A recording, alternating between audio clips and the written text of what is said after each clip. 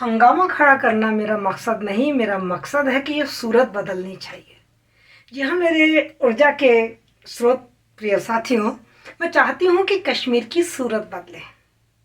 जो कश्मीर दुनिया का स्वर्ग कहलाता था, वो बम धमाकों, युद्ध और दंगों की दहशत से बाहर आए। आज मैं इस वीडियो में आपको कश्मीर की जो समस्या है उसको बड़े सरल और सहज शब्दों में बताने वाली हूँ। लेकिन कश्मीर की समस्या इतनी आसान नहीं है, बड़ी जटिल हो गई है और जटिल से जटिलतर होती चली जा रही है। इसके कई पक्ष हैं, बहुत सारे किरदार हैं जिन्होंने अपने अपने तरीके से इस कश्मीर समस्या को देखा है, सुलझाने की कोशिश की है, या कुछ लोगों ने अपने स्वार्थों के वशीभूत होकर इसे और अधिक जटिल से जटिल बना दिया है। बहुत पेच है इस कश्मीर की समस्या में, कई परतें हैं जिन्हें उगाड़ना अभी बाकी है, कई ऐसे चेहरे हैं जिनके नकाब उतारने अभी बाकी हैं। इसलिए मुझे इस कश्मीर समस्या पर एक नहीं, इससे संबंधित कई वीडियो बनाने पड़ेंगे। मैं आपको इस कश्मीर समस्या के अलग अलग पक्ष पर अलग अलग वीडियो दूंगी, जैसे कश्मीर समस्या और नेहरू जी, कश्मीर समस्या और शेख फारूक, कश्मीर समस्या में कब इस्लामिक आतंकवाद घुस गया, कश्मीर समस्या और अंतर्राष्ट्रीयकरण इसका कैसे हुआ, कश्मीर समस्या और राजा हरि सिंह, इस तरीके की कुछ अलग अलग वीडियो बनाऊंगी। तो यदि आप चाहते हैं कि सारी वीडियो आप तक पहुंचे तो प्लीज़ मेरा आपसे निवेदन है कि आप मेरे इस चैनल को सब्सक्राइब करें, जिससे कि मेरे वीडियो आप तक पहुंच सके। और अभी मेरा ये निवेदन है कि आप इस वीडियो को अंत तक देखें, क्योंकि यदि आप अंत तक नहीं देखेंगे तो कश्मीर की समस्या को, इसके कारणों को, इसके स्वरूप को, इसकी प्रकृति को समझ नहीं पाएंगे। और जब समझ नहीं पाएंगे तो अपन अपनी कोई राय नहीं बना पाएंगे। और मैं आपको बता दूं, प्रजातांत्रिक देश में जनता की राय बड़ी महत्वपूर्ण होती है। जनता की राय सरकार को प्रभावित करती है। आप में से ही कोई ऐसा व्यक्ति निकल कर आएगा जो इस कश्मीर की समस्या का समाधान करेगा। ऐसे आश्चर्य से मेरी तरफ मत देखिए। किसने सोचा था कि एक चाय वाला भारत देश की नीतियों को निर्धारित करेगा? तो आप में से कोई ना कोई ऐसा होगा जो कश्मीर की समस्या का समाधान भी सुलझाएगा। लेकिन कब सुलझा पाएगा? जब वो कश्मीर की समस्या को बहुत अंदर से और वास्तविक रूप से समझ पाएगा। तो मैं कोशिश कर रही हूँ आपको कश्मीर की समस्या समझाने की। और आज के वीडियो में मैं कश्मीर की समस्या से संबंधित जब इसका जन्म हुआ, कैसे कश्मीर समस्या का जन्म हुआ और कैसे इसका अंतर्राष्ट्रीयकरण हुआ, आज मैं इस दो बिंदुओं पर आपके साथ बात करने वाली हूँ। तो बात शुरू करते हैं 1945 से। 1945 में द्वितीय विश्व युद्ध खत्म हो जाता है और द्वितीय विश्व युद्ध के बाद वह देश महाशक्ति जो कहलाता था, कहते थे जिसके साम्राज्य में कभी सूरज कभी अस्त ही नहीं होता था, वो महाशक्ति ब्रिटेन अब बूढ़ा शेर बन चुका था। ऐसा बूढ़ा शेर जिसके दांत टूट चुके थे और पंजे और उसके नाखून गल चुके थे। अब वो अपने साम्राज्य, इतने विशाल साम्राज्य को और उपनिवेशवाद की चुनौतियों को स्वीकार करने के लायक नहीं बचा था। अब उसमें इतनी हिम्मत और क्षमता नहीं थी। इसलिए उन्होंने ये डिसाइड किया कि अब वह भारत को जल्द से जल्द आज़ाद करेंगे, क्योंकि भारत में जो राष्ट्रीय आंदोलन की आंधी चल रही थी उसका मुकाबला भी वो कर नहीं पा रहे थे। और जो भारत में सांप्रदायिकता की आग जल उठी थी, जिसे उन्होंने खुद ने ही लगाया था, अब वो सांप्रदायिकता की आग खुद उनके प्रशासन को ही झुलसाने लगी थी। इसलिए उन्होंने ये डिसाइड किया कि भारत को आज़ाद किया जाएगा और घोषणा हो गई कि भारत को 1948 तक या उससे पहले ही आज़ाद कर दिया जाएगा। और इस बीच में भारत सरकार और ब्रिटेन में किस तरीके से सत्ता का हस्तांतरण होगा, भारत में जो फैली हुई सांप्रदायिकता की आग है और जो अलग से पाकिस्तान की मांग की जा रही है, सारी समस्या का समाधान करने के लिए भारत में लॉर्ड माउंटबेटन को भेजा गया। लॉर्ड माउंटबेटन भारत के आखिरी अंग्रेजी वायसराय थे और स्वतंत्र भारत के पहले राष्ट्राध्यक्ष बने। उन्होंने आकर अपने प्रयास तेज किए। वो यहाँ आकर उन्होंने नेहरू जी, जिन्ना सबसे मिले, सारी राजनीतिक पार्टियों से मिले और यहाँ की जो स्थितियाँ थी उन स्थितियों का जायजा लिया। और उन स्थितियों में उनका साथ दिया उनकी पत्नी लेडी माउंटबेटन ने, क्योंकि लेडी माउंटबेटन के जिन्ना और नेहरू, इन दोनों से बड़े गहरे और बड़े प्यार भरे संबंध थे। और इन दो हमारे राष्ट्रीय रंगमंच पर ये जो दो किरदार थे, जो दो ये नाटककार थे, इनको निर्देशित, इनकी नकेल लेडी माउंटबेटन के पास में थी। कभी और करेंगे इस बारे में चर्चा। आज हम थोड़ा सा आगे चलते हैं। तो लॉर्ड माउंटबेटन ने सब लोगों से चर्चा करके और एक योजना यहाँ प्रस्तुत की, जिसे लॉर्ड माउंटबेटन योजना कहा जाता है या जून योजना भी कहा जाता है, क्योंकि ये योजना 3 जून 1947 को यहाँ प्रस्तुत की गई। और इस जून योजना के तहत ये डिसाइड किया गया कि भारत को 15 अगस्त 1947 तक को आज़ाद कर दिया जाएगा और इसके पहले भारत को 2 अधिराज्यों में बांट दिया जाएगा, एक पाकिस्तान और एक भारत। और पाकिस्तान के लिए भी कुछ जो मुस्लिम बहुल प्रदेश थे वो निश्चित कर दिए गए थे और जो पंजाब का सूबा था और बंगाल का सूबा था, इसके विभाजन के लिए कमीशन बना दिए गए थे। और साथ ही जो उत्तर पश्चिमी प्रांत है और आसाम का जो सिलहट जिला है, वहाँ भी जनमत की जो बात थी उसकी व्यवस्था की जा रही थी।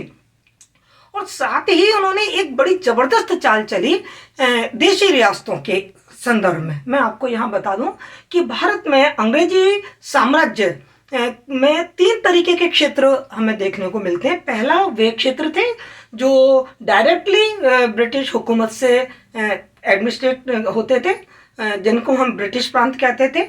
और दूसरा जो क्षेत्र था वो था प्रिंसली स्टेट, जिसमें कि देशी जो राजा थे वो वहाँ के संवैधानिक प्रधान और आंतरिक स्वायत्तता जो उनके पास थी, लेकिन वो अंग्रेजी क्राउन के अधीन ही अपना शासन चलाते थे। और तीसरे वो क्षेत्र थे जो पुर्तगाल और फ्रेंच की जो कॉलोनी जो उपनिवेश थे वो, तो उनकी बात हम कभी और करेंगे। यहाँ सबसे महत्वपूर्ण बात है कि देशी रियासतें जो प्रिंसली स्टेट थी उनके लिए इस जून योजना में यह प्रावधान रखा गया, और जो कि हमारे भारत में 565 देशी रियासतें थी उनके लिए ये प्रावधान रखा। अब देखिए इन दुष्टों की चाल। अंग्रेज जाते जाते किस तरीके से कहते हैं ना, खाने को ना मिले तो लात मार दो, फैला दो, तो किस तरीके से रायता फैला के जा रहे थे ये अंग्रेज हमारे भारत में। ये दिखाना चाहते थे कि एक हम ही थे कि हमने इस भारत को बांध के रखा और हमने भारत को बहुत ही सुसंस्कृत बनाया, यहाँ शांति स्थापित करने की, इनको तो शासन चलाना नहीं आता, देखो हम वहाँ से हटे और किस तरीके से फूट गए, किस तरीके से आपस में लड़ रहे। तो जो 565 रियासतें थी उनके सामने ये प्रावधान रखा गया कि वे चाहे तो स्वतंत्र हो जाए, अपना अपना राज्य बना ले, और चाहे तो वो पाकिस्तान में शामिल हो जाए, और चाहे तो वो भारत में शामिल हो जाए। ये देशी रियासतों के सामने प्रावधान रखा गया और इसी प्रावधान ने बड़ा बवाल मचाया।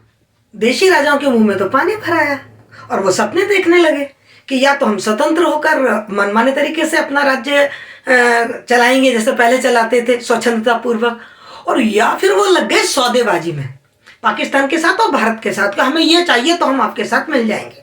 मैं आपको केवल एक उदाहरण दे दूं सौदेबाजी का और उससे आप समझ जाएंगे कि देशी राजाओं ने किस तरीके से रंग दिखाना शुरू किया। हमारे राजस्थान के जोधपुर के एक राजा थे हनुमंत सिंह, काफ़ी कम उम्र के थे और अनुभव भी उनके पास नहीं था। उन्होंने सौदेबाजी की और जिन्ना ने उनको एक खाली पेपर दे दिया सिग्नेचर करके कि जो भी आपकी डिमांड है इसमें भर दीजिए, बस आप पाकिस्तान में मिल जाइए। और हनुमंत सिंह ने उस पर अपनी डिमांड लिख के दे भी दी कि मुझे ये सुविधाएं चाहिए।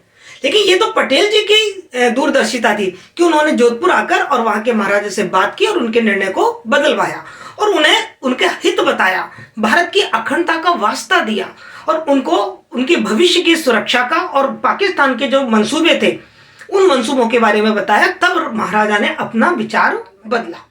इस प्रावधान के तहत हम सब जानते हैं कि उधर तो जिन्ना बड़ी कोशिश में लगे हुए थे देशी रियासतों को लोभ और तरह तरीके के आकर्षण देके वो पाकिस्तान में मिलाना चाहते थे, और इधर वल्लभ भाई पटेल ने इन सब की भौगोलिक स्थितियों को देखते हुए, इनकी सांस्कृतिक और राजनीतिक पृष्ठभूमि को देखते हुए इन देशी रियासतों से बातचीत करी। और इस बातचीत में 3 लोगों ने बड़ी महत्वपूर्ण भूमिका निभाई। एक माउंटबेटन जो कि ब्रिटिश हुकूमत के प्रतिनिधि के रूप में इन राजाओं से बात करते थे, तो निश्चित रूप से उन पर अच्छा प्रभाव पड़ता था।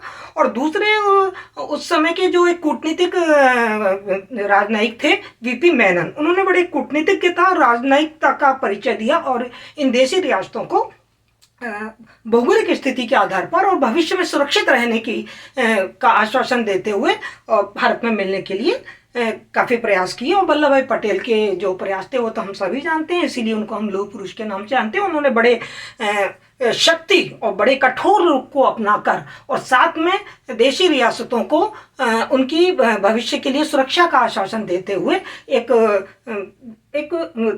विलयन पत्र तैयार किया, जिसे हम इंस्ट्रूमेंट ऑफ एक्सेशन के नाम से जानते हैं, और उस विलय पत्र पे उन राजाओं से साइन करवाए।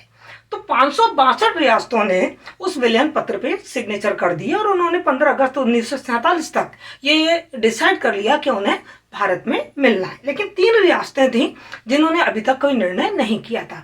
उनमें एक हैदराबाद, एक जूनागढ़ और एक कश्मीर। हैदराबाद और जूनागढ़, इनके लिए हम काफ़ी आश्वस्त थे, क्योंकि इनकी भौगोलिक परिस्थितियाँ ऐसी थी कि ये भारत से अलग रह ही नहीं सकते थे, और दूसरी यहाँ पर जो जनसंख्या थी वो तो हिंदू बहुसंख्यक जनसंख्या थी। तो ये तो इनको तो देर सवेर ये निर्णय लेना ही था कि इन्हें भारत में मिलना ही पड़ेगा। लेकिन कश्मीर की भौगोलिक स्थितियाँ कुछ अलग थी। कश्मीर भारत के उत्तर में था, और भारत के उत्तर में होके वहाँ मुस्लिम बहुल जनसंख्या थी, और वहाँ के राजा थे हरि सिंह। राजा हरि सिंह का मूड बहुत अलग था। वो शुरू से ही इस मामले में बड़े मौन थे, जबकि जैसे ही भारत की आज़ादी की बात चली और विभाजन लगभग जब तय हो गया, तो कोशिश की। लॉर्ड माउंटबेटन ने भी राजा हरि सिंह से बातचीत की, और बातचीत करते समय उनसे कहा था कि आपको ये निर्णय लेना चाहिए कि आप भारत में मिलेंगे या पाकिस्तान में मिलेंगे। और ऐसा माना जाता है कि माउंटबेटन का काफ़ी कुछ इस तरीके का झुकाव था राजा हरि सिंह से बात करते समय कि आप पाकिस्तान में मिल सकते हैं और भारत उस पर कोई ऑब्जेक्शन नहीं करेगा। मैं यहाँ पर आपको एक बात स्पष्ट कर दूं कि शुरू में जो पटेल थे उनको ज़्यादा कोई ऑब्जेक्शन नहीं था यदि कश्मीर पाकिस्तान में मिलता है। तो नेहरू चाहते थे कि कश्मीर भारत में रहे, लेकिन उस समय पटेल थोड़े से इस मामले में थोड़ी तटस्थता से सोच रहे थे।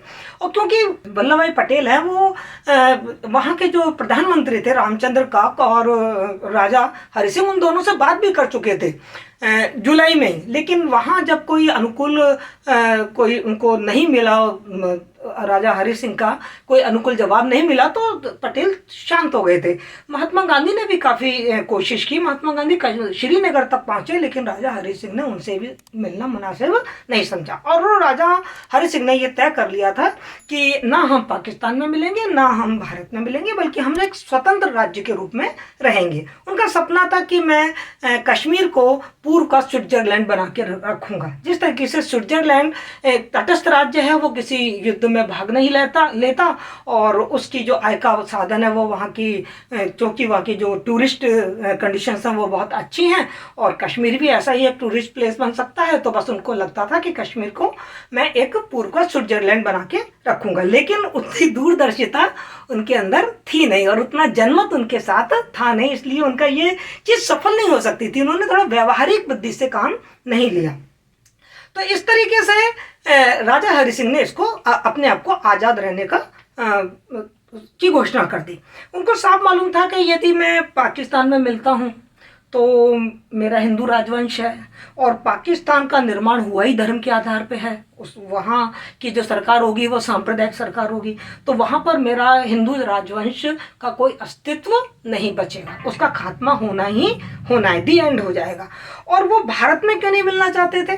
क्योंकि राजा हरि सिंह कांग्रेस से बहुत नफरत करते थे। कांग्रेस में नेहरू जी का वर्चस्व था, और नेहरू जी शेख अब्दुल्ला के पक्के दोस्त थे, और शेख अब्दुल्ला हरि सिंह के बहुत ज़बरदस्त दुश्मन थे, क्योंकि शेख अब्दुल्ला ने राजा हरि सिंह के विरुद्ध वहाँ पर काफ़ी आंदोलन चलाए थे, सीमित वहाँ पर प्रजातंत्र की मांग की, और महाराजा को कश्मीर छोड़ने का भी एक आंदोलन चलाया। इसलिए राजा हरि सिंह शेख अब्दुल्ला को पसंद नहीं करते थे और कांग्रेस को भी पसंद नहीं करते थे। तो इसलिए उन्होंने आज़ाद रहने का निर्णय लिया। ठीक है साहब, आज़ाद रहने का निर्णय लिया, और आज़ाद रहने के निर्णय के साथ ही उन्होंने भारत और पाकिस्तान दोनों के साथ ही एक स्टिल स्टैंड एग्रीमेंट सिग्नेचर के लिए प्रस्ताव रखा। पाकिस्तान ने तो तुरंत उस पर सिग्नेचर कर दिए। मतलब ये स्टिल जो स्टैंड एग्रीमेंट था वो ये था कि कश्मीर की जो और परिस्थितियां हैं संचार की, व्यापार की, ये यथावत रहेंगी, इनमें कोई बदला बदली नहीं होगी। लेकिन भारत ने उस पर कोई अपना अभी पॉजिटिव या सकारात्मक उत्तर नहीं दिया था। भारत ने ऐसा एग्रीमेंट उनके साथ नहीं किया। पाकिस्तान ने कर तो लिया, पर निभाया कितना वो हम सब जानते हैं। जो उधर पाकिस्तान में जिन्ना बार बार महाराजा को प्रलोभन दे रहे थे कि वो पाकिस्तान में मिल जाए, और साथ ही उन्होंने कुछ तैयारियां भी अंदर ही अंदर कर ली थी। जूनागढ़ में एक खेल चल रहा था, मैं उस पर डिटेल में भी अलग से वीडियो बनाऊंगी। और वो जूनागढ़ का खेल इसीलिए चल रहा था कि वो उदाहरण वो कश्मीर में प्रस्तुत कर सकें कि जूनागढ़ में बहुसंख्यक हिंदू हैं, वहाँ का राजा मुस्लिम है, और उसको जब भारत में मिलाया जा सकता है तो कश्मीर को भी पाकिस्तान में मिलाया जा सकता है, क्योंकि कश्मीर में जो बहुसंख्यक जनसंख्या है वो मुसलमानों की है और यहाँ का राजा हिंदू है, तो उसे आसानी से, और उसकी भौगोलिक स्थिति भी ऐसी है तो इसको पाकिस्तान में आराम से मिलाया जा सकता है। लेकिन राजा हरि सिंह ने जब कोई अनुकूल उत्तर नहीं दिया तो जिन्ना का बांध टूट गया। स्टैंड एग्रीमेंट करने के बावजूद भी जिन्ना ने कश्मीर पर अपने कहना चाहिए कि जो गिद्ध निगाहें थी वो गड़ाए रखी, और उसके लिए उन्होंने एक फुल प्रूफ एक प्लान बनाया कि किस तरीके से कश्मीर को अपने हफ्ते में लिया जा सकता है। इधर जैसे ही सितंबर 1947 में नेहरू जी को ये सूचना मिली कि जिन्ना की तरफ से या पाकिस्तान की तरफ से कोई हमला हो सकता है, उन्होंने तुरंत पटेल को पत्र लिखा कि हमें कश्मीर की रक्षा के लिए कोई ना कोई उपाय सोचना चाहिए, क्योंकि जब पाकिस्तान का वहाँ हमला होगा तो महाराजा सक्षम नहीं है कि वो कश्मीर की रक्षा कर पाएंगे। और उन्होंने तुरंत तो महाराजा को भी एक पत्र लिखा और जिसमें उनको महाराजा को सारी स्थिति बताई और शेख अब्दुल्ला को तुरंत रिहा करने के लिए कहा, क्योंकि शेख अब्दुल्ला का घाटी में काफ़ी रुतबा था, काफ़ी प्रभाव था, जिससे कि भारत के पक्ष में और महाराजा के पक्ष में बहुमत या जनमत को किया जाए। और इस तरीके से जो महाराजा ने शेख अब्दुल्ला को रिहा कर दिया। और लेकिन महाराजा अभी भी स्वतंत्रता का ही सपना पाले हुए थे, आज़ादी का ही सपना पाले हुए थे। मैं आपको वो वक्तव्य पढ़कर सुनाती हूँ जो 12 अक्टूबर को उनके उप प्रधानमंत्री ने दिल्ली में दिया था। उन्होंने कहा था कि हमारा भारत या पाकिस्तान में शामिल होने का कोई इरादा नहीं है।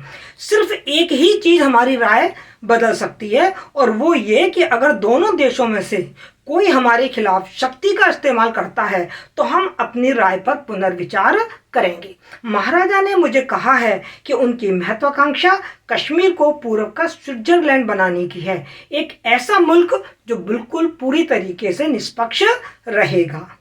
ये बात कश्मीर के उप प्रधानमंत्री दिल्ली में कहते हैं, और जस्ट इसके 2 हफ्ते बाद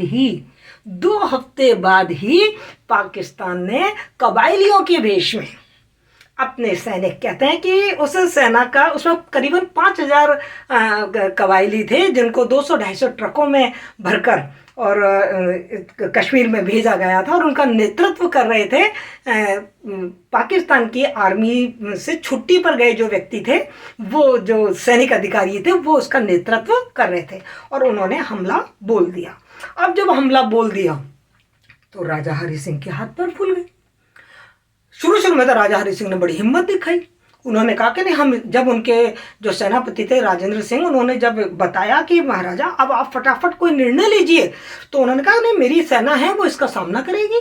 तब उनके सेनापति राजेंद्र सिंह ने कहा कि महाराजा अपनी सेना में तो 50-60% मुस्लिम लोग हैं और वो हमारा साथ नहीं देंगे, आपको कोई ना कोई निर्णय लेना पड़ेगा। अब तो महाराजा हरि सिंह के हाथ पैर फूल गए और उधर जो कबायलियों ने ताबड़तोड़ आक्रमण करने शुरू कर दिए। आक्रमण केवल उन्होंने आक्रमण नहीं किए, वो वहाँ भारी लूटपाट में लग गए। बारामूला में जो उत्पात मचाया वो इतिहास में दर्ज है, वो बर्बरता कि किस तरीके से इन्होंने लूटपाट आगजनी की और औरतों के साथ, लड़कियों के साथ कितने दुष्कृत्य किए। लेकिन मैं आपको ये बताऊं, उनका ये दुष्कृत्य भी भारत के लिए एक तरीके से काफ़ी लाभदायक रहा, क्योंकि वो अपने उन दुष्कृत्यों में ऐसे रम गए कि वो आगे बढ़ ही नहीं पाए, वहीं बारामूला में अटक के रह गए। यदि वो ये दुष्कृत्यों में नहीं रमते ना तो शायद वो सेना बहुत आगे बढ़ती चली जाती, और जब तक सारी स्थितियां अनुकूल बनती कि भारत अपनी सेना को भेज पाता, तब तक वो श्रीनगर पहुंच चुके होते। और यदि श्रीनगर के हवाई अड्डे पर उन्होंने कब्जा कर लिया होता तो फिर भारत के लिए कश्मीर को बचाना बहुत ही मुश्किल हो जाता। तो जब ये बारामूला में इतना उत्पात मचा रहे थे तो उनके जो सेनापति थे उन्होंने इस स्थिति को भापा और राजा भी तुरंत, जो हरि सिंह थे वो भी तुरंत घबरा गए और उन्होंने तुरंत निर्णय लिया कि हमें भारत के साथ, मैं विलय, अपने कश्मीर का विलय करने के लिए तैयार हूँ। और उन्होंने तुरंत नई दिल्ली ये संदेश भेजा कि जो कश्मीर है उस कश्मीर को मैं भारत में विलय करने के लिए तैयार हूँ। जैसे ये संदेश दिल्ली में पहुंचता, दिल्ली के पास तो सारी घटनाक्रम का सारा ब्यौरा था, सारा दस्तावेज थे कि क्या हो रहा है। नेहरू जी तो बहुत व्याकुल हो रहे थे कि फटाफट सेना भेजी जाए और कश्मीर की सुरक्षा की जाए और कश्मीर को भारत में शामिल किया जाए।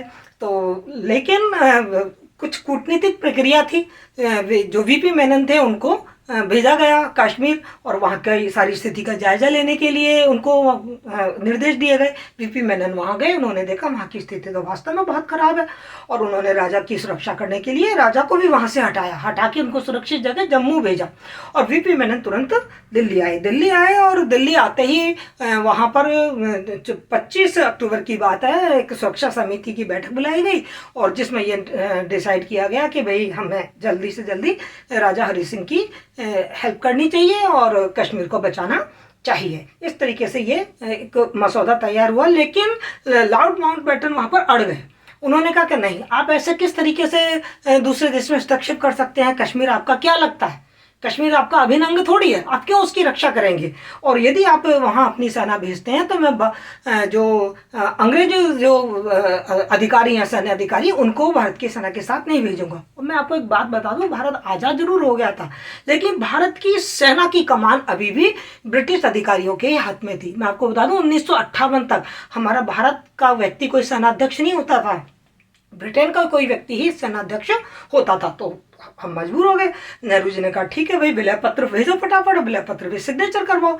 वीपी मेनन विलय पत्र को लेकर दोबारा से राजा हरि सिंह के पास पहुंचते हैं और राजा हरि सिंह उस विलय पत्र पे तुरंत, जिसको अपन इंस्ट्रूमेंट ऑफ एक्सेशन कहते हैं, उस पर वो तुरंत हस्ताक्षर कर देते हैं। अब वो जो इंस्ट्रूमेंट एक्सेशन था वो कुछ अलग नहीं था, वो वही विलय पत्र था जो और सारे देशी रियासतों के साथ हुआ था, उस पर वो सिग्नेचर कर देते हैं। और जैसे ही 26 अक्टूबर 1947 को राजा हरि सिंह ने इंस्ट्रूमेंट ऑफ एक्सेशन पे हस्ताक्षर किए, कश्मीर आधिकारिक रूप से भारत का एक अभिन्न अंग बन चुका था और तुरंत भारत की तरफ से, भारत सरकार की तरफ से उनको सैनिक सहायता पहुंचाई गई। 27 अक्टूबर को विमानों में भर भर के भारतीय सेना श्रीनगर जा पहुंची और श्रीनगर जाकर उन्होंने कबायलियों को पीछे खदेड़ना शुरू कर दिया।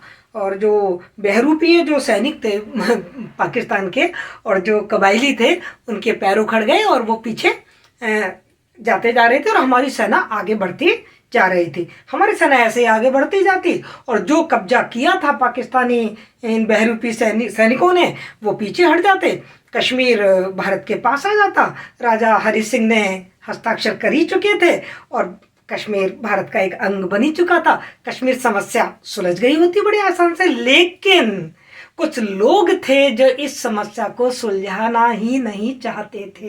वो तो इसे और पेचीदगी और ज़्यादा जटिल बनाने में लगे हुए थे। मैंने आपसे पहले कहा, माउंटबेटन और ब्रिटेन सरकार जैसे इसके समाधान को चाहती ही नहीं थी कि ये समाधान हो। कश्मीर में ये समस्या कैसे ज़्यादा जटिल होती गई, मैं आपको बताऊं कि जो इंस्ट्रूमेंट ऑफ एक्सेशन था जिस पर राजा हरि सिंह ने हस्ताक्षर किए थे, वो और देशी रियासतों जैसा ही विलयन पत्र था, कोई स्पेशल नहीं था, जिसमें केवल 3 चीज़ें भारत सरकार को सौंपी गई थी। एक विदेश, एक रक्षा और एक संचार व्यवस्था को उन्होंने सौंपा था। लेकिन जो देशी रियासतें भारत में शामिल हुई थी, उन सबके साथ उसके बाद एक इंस्ट्रूमेंट ऑफ मर्जर और साइन हुआ था, जिसके तहत ये सारी देशी रियासतें भारत में मर्ज हो गई थी और भारत का संविधान के जो कानून थे, जो भारत सरकार के प्रावधान थे, वो धीरे धीरे उन पर लागू हुए और वो भारत का बिल्कुल भारत में रम गई, भारत का अंग बन गई। लेकिन कश्मीर के साथ ये इंस्ट्रूमेंट ऑफ मर्जर साइन नहीं हो सका। इसके बीच में सबसे बड़ा रोड़ा था माउंटबेटन योजना का ये प्रस्ताव कि उन्होंने सलाह दे डाली थी जवाहरलाल नेहरू को कि जिस तरीके से वहाँ पर जूनागढ़ में जो जनमत की बात हुई थी, उसी तरीके से यहाँ भी जनमत कराया जाना चाहिए। नेहरू जी लॉर्ड माउंटबेटन के झांसे में आ गए और उन्होंने 2 नवंबर 1947 को ऑल इंडिया रेडियो से जनमत की घोषणा कर दी कि संयुक्त राष्ट्र इसमें संयुक्त राष्ट्र संघ की जो निगरानी है उसकी निगरानी में ये कि कश्मीर राज्य में जनमत करवाया जाए और जनता का मत जानना चाहे कि वो भारत में रहना चाहती है या पाकिस्तान में शामिल होना चाहती है। लेकिन ये विकल्प अब संभव नहीं था क्योंकि वहाँ कश्मीर में कबायलियों की और पाकिस्तानी लोगों की घुसपैठ हो चुकी थी। एक्चुअली में नेहरू जी इस समस्या का समाधान, थोड़ी जल्दबाजी में थे वो, इस समस्या का समाधान वो जल्द से जल्द करना चाहते थे। उनके सामने 4 विकल्प लोगों ने रखे। उनमें पहला विकल्प तो ये था कि जो कश्मीर है उसको आज़ाद कर दिया जाए और उसकी सुरक्षा की गारंटी दोनों देश दें, या फिर ऐसा किया जाए कि जो कश्मीर का जम्मू प्रदेश तो रह जाए भारत के पास और बाकी प्रदेश पाकिस्तान के पास चला जाए, जो नेहरू जी को मंजूर नहीं था। एक प्रस्ताव ये भी रखा गया कि जो क्या कहते हैं कश्मीर का जो घाटी प्रदेश है और जम्मू प्रदेश है वो भारत के पास रहे और बाकी पुंछ वगैरह जहाँ पर बहुसंख्यक मुस्लिम हैं और जो भारत के बहुत विरोधी हैं वो पाकिस्तान की तरफ चला जाए। नेहरू जी इस वाले प्रस्ताव पर काफ़ी कुछ सहमत थे। तो शायद फिर कोई समझौता निकल सकता था, समझौते की रास्ता फिर कोई निकल सकता था, लेकिन यहाँ फिर माउंटबेटन ने जवाहरलाल नेहरू को अपने झांसे में ले लिया और उन्होंने जवाहरलाल नेहरू को एक सलाह दे डाली कि आप ऐसा करिए कि अब कश्मीर भारत का एक अभिन्न अंग बन गया है और कश्मीर के एक बड़े हिस्से पर पाकिस्तान ने अधिकार कर लिया है अपने सैनिकों को भेज के। संयुक्त राष्ट्र संघ एक अंतर्राष्ट्रीय संस्था है जो विश्व शांति के लिए काम करती है और वहां पर मैं तो हूँ ही, यानी कि ब्रिटेन तो है ही। आप ऐसा करिए, संयुक्त राष्ट्र संघ में पाकिस्तान की शिकायत कीजिए कि पाकिस्तान ने हमारे हिस्से पर अधिकार कर लिया है, इसे खाली करवाया जाए। यद्यपि भारत में कोई भी नेता, अधिकांश नेता इस प्रस्ताव के विरुद्ध थे। वो नहीं चाहते थे कि ये प्रस्ताव यूएनओ में ले जाया जाए क्योंकि ये घर की बात थी। कश्मीर हमारा हिस्सा था, हम इसका समाधान आराम से कर सकते थे और हमारी सेना एक विजयी सेना थी। हमारी सेना कबायलियों को पीछे खदेड़ रही थी। लेकिन नेहरू जी ने इस बात को स्वीकार नहीं किया और वो इस प्रश्न को ले गए यूएनओ में। यूएनओ ने सबसे पहले तो युद्ध विराम करवा दिया। मतलब हम जिस सेना को खदेड़ कर और दूर भगा सकते थे, हमें वहीं रुक जाना पड़ा और जहां यथास्थिति बन गई, जिधर युद्ध विराम जैसे ही घोषित किया गया, भारत को उसको स्वीकार करना पड़ा और जो क्षेत्र पाकिस्तान के पास रह गए थे वो पाकिस्तान के पास ही रहे और इधर के हमारे पास रह गए। जो अभी एलओसी कहलाती है ना, लाइन ऑफ कंट्रोल, वहीं पर ही युद्ध विराम हो गया। इस तरीके से भारत के कश्मीर का 1/3 हिस्सा पीओके, पाक अधिकृत बन गया, पाक के अधिकृत चला गया, जो जिससे वो उससे को वो आज़ाद कश्मीर के नाम से भी पुकारता है। और उसके बाद भी यूएनओ ने हमारा कहाँ साथ दिया। यूएनओ के पास जब हमने शिकायत करी तो यूएनओ ने दोनों देशों के पक्षों को सुनने के लिए दोनों के जो प्रतिनिधि थे उनको बुलवाया। और उस समय पाकिस्तान के जो प्रतिनिधि थे जफरुल्लाह, वो बहुत ही पहुंचे हुए इंसान थे और चूंकि वो पहले से मेंटली प्रिपेयर्ड थे कि क्या कहना, क्योंकि उनको अच्छे से तोते की तरह पढ़ा दिया गया था कि तुमको यूएनओ में क्या कहना है। क्योंकि मैं आपको बता दूं कि इस समय विश्व में नई एक महाशक्ति के रूप में अमेरिका उभर रहा था और अमेरिका का मुंह में बड़ा पानी भर रहा था, उसका मुंह बड़ा ललचा रहा था कि किसी तरीके से मैं इस एरिया पे अपनी चौधराहट कायम रखूं। क्योंकि यदि कश्मीर पे अंतर्राष्ट्रीय नियंत्रण के नाम पर मुझे पैर रखने को जगह मिल जाती है तो मैं चीन और रूस दोनों को कंट्रोल कर सकता हूं और एशिया को अपने कंट्रोल में रखूंगा। तो अमेरिका का बड़ा मन था कि वो यहाँ पर कुछ ना, मतलब इसीलिए तो ये मामला शांत नहीं हो पा रहा था। अमेरिका डोर खींच रहा था और ब्रिटेन सारे ये काम करवा रहा था। तो जैसे ही यूएनओ में ये समस्या जाती है, जफरुल्लाह खान वहाँ पर बड़े अच्छे तरीके से पाकिस्तान का पक्ष रखते हैं और वो कहते हैं कि साहब ये कुछ भी नहीं है, पाकिस्तान ने कोई आक्रमण नहीं किया है, ये तो भारत में जो बंटवारे की सांप्रदायिक ताकि जो दंगे फैल रहे थे उनमें से ही एक दंगा है और ये बंटवारे की अधूरी प्रक्रिया है, एक स्वाभाविक प्रतिक्रिया है। ये जो जम्मू कश्मीर के जो लोग हैं वो मुस्लिम जाति के लोग हैं जो पाकिस्तान के साथ मिलना चाहते हैं और स्वतंत्र रहना चाहते हैं, लेकिन जबरदस्ती भारत इस पर अपना अधिकार कर रहा है। इस तरीके से यूएनओ में जफरुल्लाह खान ने पाकिस्तान के पक्ष को बड़ी मजबूती के साथ रखा और हमारे भारत के जो प्रतिनिधि हैं वो इस बात को बहुत अच्छी तरीके से पेश नहीं कर पाए और यूएनओ ने तुरंत जो जम्मू कश्मीर की ये जो प्रश्न था इसका टाइटल ही बदल दिया, और इसका टाइटल जम्मू कश्मीर का जो प्रश्न है इससे बदल के भारत पाक प्रश्न रख दिया। मतलब भारत पाक का विवाद है ये, इस तरीके से इसका अंतर्राष्ट्रीयकरण कर दिया गया। और उसके बाद यूएनओ ने एक निर्णय दिया जिसमें उन्होंने 3 बातें रखी। पहली रखी कि पाकिस्तान अपनी सेनाओं को यहाँ से वापस बुलाए। जब पाकिस्तान अपनी सेनाओं को वापस बुला लेगा तो भारत भी अपनी फौज को यहाँ कम कर देगा और साथ में यहाँ पे जनमत संग्रह करवा लिया जाएगा। लेकिन इतिहास गवाह है पाकिस्तान ने वहाँ से अपनी सेनाएं कभी वापस बुलाई नहीं, उसको अपने अधिकार में रखा। परिणाम स्वरूप भारत को भी अपनी सेनाएं वहाँ पे रखनी पड़ी, वो भी वहाँ अपनी फौज को कम नहीं कर सकता था, क्योंकि हम सब जानते हैं यदि वहाँ से भारतीय सैनिक हटते तो पाकिस्तान क्या हश्र करता। जो उसने 22 अक्टूबर को किया था वही हश्र आगे होने वाला था। इसलिए भारत ने भी अपनी फौज वहीं रखी, और चूंकि पहली 2 शर्तें ही नहीं मानी गई तो तीसरी जनमत होने का कोई सवाल ही नहीं उठता था। और इस तरीके से कश्मीर की ये जो एक समस्या थी इसका अंतर्राष्ट्रीयकरण हो गया। साथ ही भारत सरकार धीरे धीरे वहाँ पर अपना विश्वास भी खोने लगी घाटी में। और एक समय ये समय था, मैं आपको बताऊं, जब 24 अक्टूबर को राजा हरि सिंह ने इंस्ट्रूमेंट ऑफ एक्सेशन पे साइन किए थे तो उनको ये डर था कि भारतीय सेना कश्मीर में आएगी या नहीं आएगी। उन्होंने अपने अंगरक्षक का जो कैप्टन थे दीवान सिंह, उनको ये कह दिया था कि मैं सोने जा रहा हूँ, यदि कल सुबह भारत के सैनिक यहाँ आ जाए तो आप मुझे जगा देना, नहीं तो मुझे सोते में ही गोली मार देना। मतलब उनको ये चिंता थी कि भारतीय सेना यहाँ आएगी या नहीं आएगी। और आज कश्मीर को लेके ये चिंता है कि भारत की सेना वहाँ से कब हटेगी। तो इस तरीके से भारत कश्मीर की जो समस्या है वो और जटिल से जटिल ही होती जा रही है, सुलझने का नाम नहीं ले रही है। और क्यों नहीं सुलझ रही है आप बहुत कुछ समझ चुके होंगे। मैं चाहती हूँ कि जो आपकी राय बनी है अब तक मेरी जानकारी से, उस राय को आप कमेंट्स बॉक्स में ज़रूर लिखें। और यदि आपको मेरी ये राय, मेरी ये समझाइश समझ में आई है तो प्लीज़ इस वीडियो को आप अधिक से अधिक लोगों के साथ शेयर करें, जिससे वो भी अपनी राय कायम कर सकें। Thank you so much.